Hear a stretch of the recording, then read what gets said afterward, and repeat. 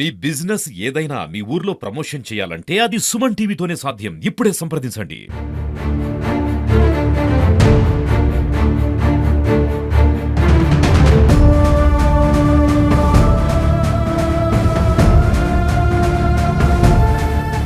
చూశారు కదా, ఐఐటి కాలేజ్లోని ఈరోజు ఒక విద్యార్థి అయితే చనిపోయాడు. అయితే ఈరోజు ఆ తల్లిదండ్రులు ఉన్నారు. నిన్నటి వరకు అది కేవలం ఆత్మహత్యగా చిత్రీకరించారు. కారణాలు ఏవైనప్పటికీ బయటకు తెలియకుండా ఉంచారు. అయితే ఈరోజు సీనియర్లు వేధింపుల వల్లనే తన కుమారుడు చనిపోయాడు. రాత్రి 11 గంటలకు సుమారుగాను తన రూమ్లోకి ఒక 10 మంది విద్యార్థులు తీసుకెళ్లి రాత్రి 2 వరకు కూడాను తన చిత్రహింసలు చేసి కొట్టడం బట్టి ఈరోజు చనిపోయాడని అయితే చెప్తున్నారు. సో ఒక్కసారి వాళ్ళ తల్లిదండ్రులతో మాట్లాడే ప్రయత్నం చేద్దాం. వాళ్ళ నాన్నగారు మాటలు చూద్దాం. సార్ నమస్తే, అసలు ఏమైంది, మీకు ఎన్ని గంటలు తెలిసింది, మీ అబ్బాయికి ఇలాగ చనిపోయాడన్న విషయం మీకు ఎప్పుడు చెప్పారు? 11వ తారీఖు సాయంత్రం 8 వీడియో కాల్ చేసి మాట్లాడామండి. బాబుతో చాలా హ్యాపీగా ఉన్నాడు. ఇక్కడ బర్త్డే ఫంక్షన్ ఉంటే దాన్ని వీడియో కూడా మాకు చూపించాడు. హ్యాపీగా మాట్లాడాడు, భోజనం చేస్తున్నా అన్నాడు, అన్నీ అయిపోయింది.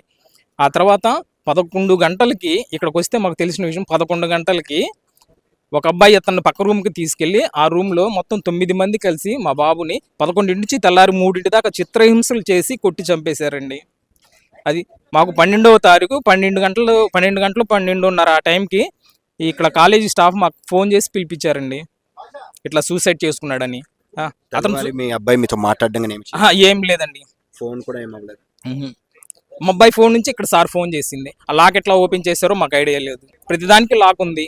ఇక్కడికి వచ్చిన తర్వాత తెలిసింది ఏంటంటే ఈ విషయం, 9 మంది కలిసి బాబుని చిత్రహింసలు చేసి కొట్టి చంపేశారని. మీరు ఏమవుతారు ఇప్పుడు? చనిపోయిన విద్యార్థికి మీరు ఏమవుతారు? అసలు నేను మావయ్య అవుతాను ఆ బాబుకి.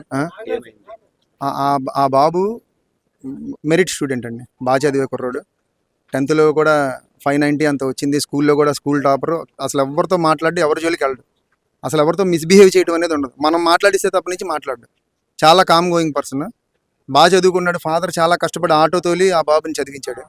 చాలా కష్టపడ్డాడు ఆ బాబు కోసం. చేతికి వచ్చిన బాబుని ఈ యాజమాన్య లోపం వల్ల, ఇక్కడ యాజమాన్యం పట్టించుకోకపోవటం వల్లే ఈ ఇన్సిడెంట్ జరిగిందని చెప్పి ప్రతి ఒక్క స్టూడెంట్ చెప్తున్నారు.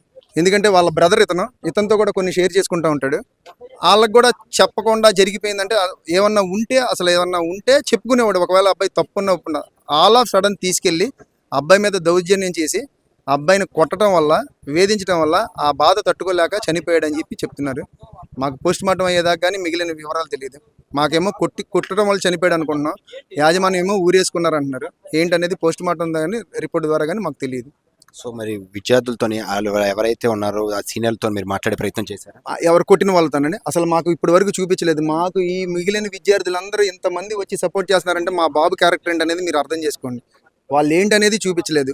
ఇక్కడ ఉన్న ప్రతి స్టూడెంట్ వాళ్ళ వల్ల చాలా మంది బాధింపబడ్డారంట. వాళ్ళు కొద్దిగా బిహేవియర్ అలా ఉంటుందంట. మరి దానికి తగ్గ చర్యలు తీసుకొని మా బాబుకి తగ్గ న్యాయం చేయాలని మేము కోరుకుంటున్నాం. చూశారు కదా, మరి ఇప్పుడు వాళ్ళ బ్రదర్ కంటిన్యూస్ గాను ఈరోజు మన సుమన్ టీవీతో మాట్లాడుతూ రాత్రి పగలు తనకు అన్యాయం జరిగిందంటూ, వాళ్ళకి న్యాయం కావాలంటూ మనతోనైతే రాత్రి నుంచి అందుబాటులో ఉన్నటువంటి వాళ్ళ అన్నయ్య గారితో మాట్లాడుతుంటాం. అసలు ప్రతి విషయాన్ని కూడా వాళ్ళ బ్రదర్తో షేర్ చేసుకుంటాడు. మరి ఇలా జరిగిందన్న విషయము తనకు తెలిసిందా? సో తనకి ఎప్పుడు చెప్పారు అనేది. ఇప్పుడు మీ బ్రదర్ ఈరోజు సూసైడ్ చేసుకున్న విషయం మీకు ఎప్పుడు చెప్పారు? మీ బ్రదర్ అన్నీ మీతో షేర్ చేసుకుంటారని విన్నాం. సో అసలు ఏం జరిగిందంట? మా బ్రదరు చనిపోవటం అయితే 10 గంటల లోపే జరిగిందని మాకు సమాచారం సార్. మాకు ఫోన్ రావటం అయితే 12:30-12 గంటలకు వచ్చింది. అప్పటిదాకా ఎందుకు దాచిపెట్టారు? అసలు ఎందుకు దాచిపెట్టాల్సి వచ్చింది? సరే, అది వదిలేసేయండి. మేము క్యాంపస్కి వచ్చాం, మమ్మల్ని అడ్డగించాలి. మేము టెర్రరిస్టులమా లేదా రౌడీ మొక్కలు వేసుకొని వచ్చామా? మా పిల్లోడికి ఏమైంది ఏంటో కనుక్కుందామని వచ్చామంతే.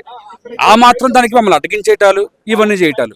ఒకవేళ ఇంకొక వేళ ఆలోచించి మేము యాజమాన్యానికి మాకు ఎవరైతే ఇన్ఫార్మ్ చేసి చనిపోయారని వాళ్ళకి ఫోన్ చేసి ఏమైందండి అంటే, ఇవో బ్లాక్ లాక్స్ ఉన్నాయి సార్, మీ వాడితో డిప్రెషన్లో ఉన్నాడు అందుకు చనిపోయాడు అన్నారు. మేము అదే మూడ్లో వచ్చాము ఇక్కడికి వచ్చిన తర్వాత మాకు తెలిసింది ఏంటంటే, రాత్రి 11 గంటల నుంచి తెల్లవారిన దాకా 3 గంటల దాకా ఆ అబ్బాయిని చిత్రహింసలు పెట్టి ఒక 9 మంది వాళ్ళు చంపారా లేదా వాడు అవమానంతో ఉరేసుకున్నాడా అయితే మాకు తెలియదు. కానీ ఏది ఏమైనా వాడి ప్రాణం పోయింది. నేను మాట్లాడుతున్న మాట ఏమిటంటే, ఎందుకు ఆ చంపిన వారినో లేదా వాళ్ళ చిత్రహింసలు పెట్టిన వారిని ఇంతవరకు మాకు చూపించలేదు? ఎందుకు వాళ్ళని ప్రొటెక్ట్ చేయడానికే ఈ సమాజమా లేదా ఈ యొక్క యాజమాన్యం ఉన్నట్లు వ్యవహరిస్తున్నారు? మాకు చెప్పాలి కదా, మీ వాడు పలానా తప్పు చేశాడు లేదా మీ వాడు ఇది చేస్తే మాకు చెప్పాలి కదా. ఏమి చెప్పింది లేదు, ఏమి చేసింది లేదు. మీ వాడు బ్యాక్ లాగ్స్ నేను చనిపోయాడు, ఏదో డిప్రెషన్లో ఉన్నాడు. ఎందుకు చేయాలి సార్ ఆ పని? యాజమాన్యానికి కాపాడటమే వాళ్ళ పనే. ఇంకా సరే పోనీ అది కూడా వదిలేసేయండి. నిన్నటికి నిన్న ఇక్కడ స్టూడెంట్స్ని మీడియా వచ్చి కవర్ చేస్తే వాళ్ళు ఏమీ లేదనంటే సమాచారం ఇచ్చారు మొట్టమొదటిగా. ఎందుకు? యాజమాన్యం బెదిరించిందా? అలా బెదిరించాలా? పిల్లలు ఎవరు మూసేయాలా? ఈ రోజు మేము వచ్చిన తర్వాత రాత్రి నుంచి మాకు ఇచ్చిన సమాచారం ఏంటి? అన్నా మేము అందరం ఉంటాం, జరిగింది నిర్భయంగా మీతో పంచుకుంటాం, మేము వస్తామని చెప్పినారు, మేము అందరం వచ్చాం. ఈరోజు వందలాది మంది స్టూడెంట్స్ మా అండగా నిలబడ్డారు కాబట్టి ఈరోజు ఈ విషయం బయటికి రావడం జరిగింది. రెండు రాత్రి కూడా ఎమ్మెల్యే గారు వచ్చారంట.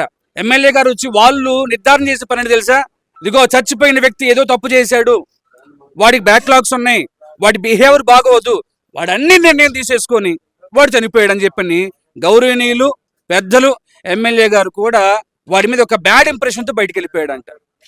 యాజమాన్యానికి చెప్పుకోలేక, మాకు అధికారులుగా ఉంటున్న వీళ్ళకి చెప్పుకోలేక, మమ్మల్ని పాలిస్తున్న నాయకులకి ఇంకెవరికి చెప్పుకోవాలి? ఒక మనిషి క్యారెక్టర్ని అంత హీనంగా చేసి వాడికై వాడు చచ్చిపోయాడు అంటున్నారు, కానీ ఇదిగో ఇలా చంపారు అన్న మాట మా దగ్గర రాలా. మా ఆవేదన ఎవరికి చెప్పుకోవాలి? మేము ఇక మీరే ప్రజలు లేదంటే ఇదిగో యాజమాన్యం మాకు న్యాయం చేసి పెడితే వాడి చావుకు ఒక అర్థం ఉంటుంది. అలాంటి చావు ఇంకొకసారి ఎవరికి రాకుండా ఉంటే చాలు. వాడి పోయాడమ్మా, వాడి చావు ఇంకెవరికి రాకుండా ఉంటే చాలు. చూశారు కదా, వాళ్ళ అన్నదమ్ములు అదే విధంగా వారి తాలూకా పేరెంట్స్ కూడా ఈరోజు ఆవేదన వ్యక్తం చేస్తున్నారు. అంటే ఇంతమంది వేలాది మంది విద్యార్థులు తనకి అండగా నిలుస్తున్నారంటే తను ఎటువంటి తప్పు చేయలేదు, కేవలము తన మీద సీనియర్లు చేసినటువంటి ఈరోజు ఆ తాలూకా ర్యాగింగ్ అదేవిధంగా కొట్టడం బట్టే వాళ్ళది ఈరోజు తను ఆత్మహత్య చేసుకునేది అయితే తెలుస్తుంది క్షుణ్ణంగాను. అయితే చూస్తూనే ఉండండి సుమన్ టీవీ. Thank you.